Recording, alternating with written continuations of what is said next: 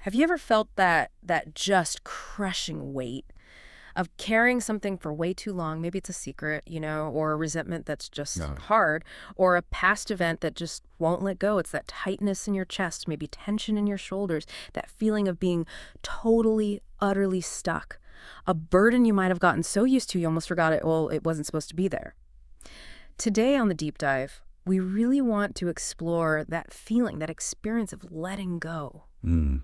What does it actually mean to release something that feels like it's part of you? Why is it so incredibly hard for us? And how can we find that relief, that sense of release that sometimes feels, well, impossible? It's interesting because letting go, it's everywhere in self-help, right? Yeah. But the research, it shows it's not just some vague idea. It's actually a really crucial human developmental process, kind of overlooked in a lot of psychology literature, funnily enough, even though we talk about it all the time. Yeah. And it's way more than just separation. It's an active journey. Yeah. Something you do internally to free yourself. Yeah. That framing feels really important. An active journey. And to really get it, we're going to dig into some powerful stories, real stories, and insights from the research we looked at. Because, hearing the theory is one thing. Seeing how people actually navigated it, even when it felt impossible, that's something else. So, okay, let's start there. What is this burden exactly? What gives it that weight? Well, the tough reality is almost everyone goes through some kind of trauma. There were surveys, big ones, across 6 continents. Over 70% of adults said they've been exposed to a traumatic event. And get this, over 30% experienced 4 or more. And trauma here, it's broad. It's not just, the huge dramatic events. It could be a really painful breakup, a major illness, losing someone, losing a job, infidelity, even things like violence, discrimination, racism. These are things that fundamentally shake up how we see ourselves, how we see the world. And what's really fascinating, or maybe concerning, is how these unprocessed emotions, they don't just stay in your head. The research suggests they can literally get stuck in the body. That feeling, clenched jaw when you're stressed, or like chronic tightness in your hips that doesn't make sense physically. We still need more research to connect specific emotions to specific body parts, definitely, but the link seems pretty strong. Our bodies hold on to this stuff. Wow, stuck in the body. That feels very real. Does that mean just thinking our way out of it? Cognitive stuff might not be enough if we aren't dealing with the physical side, too. And it doesn't help that we're often told to just, suck it up, soldier on, Right. bury the pain, pretend it's fine.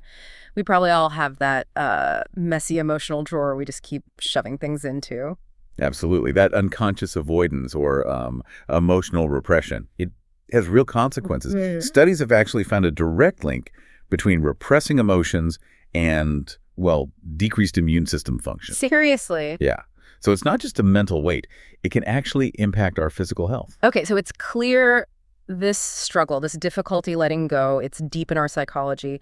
There's that sort of primal fear of the unknown you mentioned. Exactly. We're wired to want stability, familiarity, even if the familiar is, kind of unhealthy or doesn't work anymore. It just feels safer somehow to cling to what we know, even if it hurts, than face all that uncertainty of change. That's precisely it.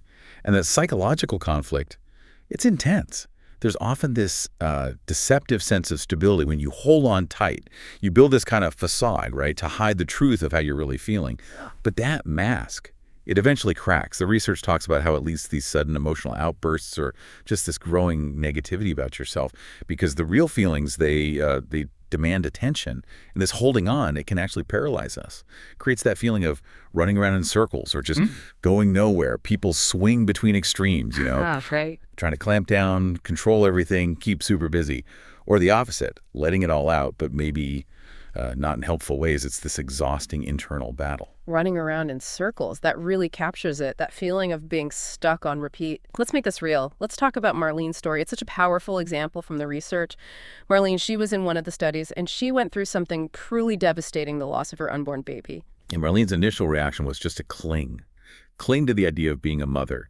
She couldn't accept the loss. She described this profound emptiness, physical and emotional, like the baby was somehow still there. It was this conceptual attachment based on seeing the sonar image, but the feeling was incredibly real, incredibly powerful for her. And her internal struggle, it was just agonizing. She became aggressive, she said, didn't like the person she'd become. Her relationships, her marriage, friendships, they were really suffering. And she was caught in that cycle we talked about, either trying to control things by staying intensely, almost compulsively busy, or letting all the feelings out, often when she'd been drinking. She knew it wasn't working, but she felt completely trapped. And what she figured out next is just, wow. It's so raw, but I think many people can relate to some version of this with grief. Marlene realized her pain, her anger, it had become this necessary link to her child. The grief itself was like a dark shadow just consuming her. She even said she felt guilty if you think of letting go. Like the pain was her baby now. So she built this wall, fooled herself, fooled others that she was okay, but inside, just running around in circles, utterly stuck, couldn't move forward. But her turning point, though it was slow, really laborious, it was profound. It involved testing a different approach, little by little, adopting a new perspective slowly. She had to face the idea, the reality, that she wasn't going to be this baby's mother. It wasn't like flipping a switch. She described it beautifully, actually, like letting the water go out slowly instead of everything at one shot. Wow. That takes patience. It really speaks to the incremental nature of this work sometimes and the impact. When she finally felt prepared to open herself up to it, she had this sudden insight. She called it a window to her life. The anger just lifted. She felt bombarded with beautiful things, like angels sing. Amazing. It's this intense, sudden clarity, but it came after that long, slow period of working through it, of acceptance. And her big takeaway, she learned to trust the process of life and to live for today. She came out feeling empowered, enriched, competent, and confident. She understood that clarity can be sudden, even if getting there, the acceptance part is slow, like opening a gift slowly. That's a great metaphor. It really is. And Marlene's story, while it's so personal, it echoes through the other examples in the research, too. It shows how universal this letting go journey is, even with different kinds of burdens. Like Ben, he let go of a job. Secure, yes, but totally unfulfilling. He called it a prison. He emigrated, embraced something new, and found this transpersonal release, like connecting to something bigger, felt needed again. That letting go opened up a whole new identity. A prison. Yeah, some situations can feel like that. Then there was John. He struggled for 10 years, a whole decade. To let go of a past relationship from before his marriage, it left him feeling emotionally dead. He was making huge life choices, even getting married, completely unemotionally. He realized he'd been desperately holding on, just trying to seem okay on the surface. He said he needed to go back into the jungle and let the defenses down. Really face it. A decade is such a long time to carry that. And Penny's story is interesting because it shows how even, like, environmental things can become a burden. For her, it was a persistent noise intrusion. It caused her intense distress, physical and emotional, made her feel stuck, angry, like the air was difficult to inhale. Wow, just from noise. Yeah, it shows how these external stressors can really get under our skin, become something we need to release internally. And finally, her struggle is maybe one many parents relate to, letting go of teenage kids as they become independent. Rationally, she knew it was normal, healthy, but emotionally, she felt intense fear of loss, rejection, being alone.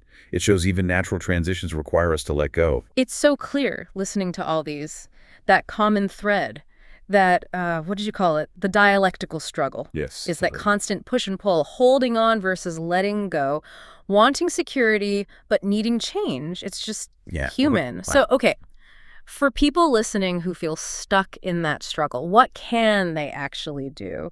What practical approaches does the research suggest? Well, the sources point to a few key things. First, and this sounds simple, but it's crucial, acknowledging your feelings. You have to connect with your emotional world, understand it before you can process things healthily. Maybe a really simple first step is just a daily check-in. Pause for a minute. Ask yourself, what am I really feeling right now? No judgment. Where is it in my body? Because people who repress emotions often actually struggle to even name what they're feeling. So sometimes, talking to a therapist can be really helpful just for that first step. Right, just identifying it, naming it. Second, think about intentional movement and stillness. If emotions get stuck physically, then moving your body, dancing, running, punching a pillow, crying, even just allowing a scream can help release that tension, that energy. Like letting it out physically. Exactly. Or conversely, stillness. Things like meditation, deep breathing. That can also be a powerful way to release. The main idea is letting the energy move through you, not stay trapped inside.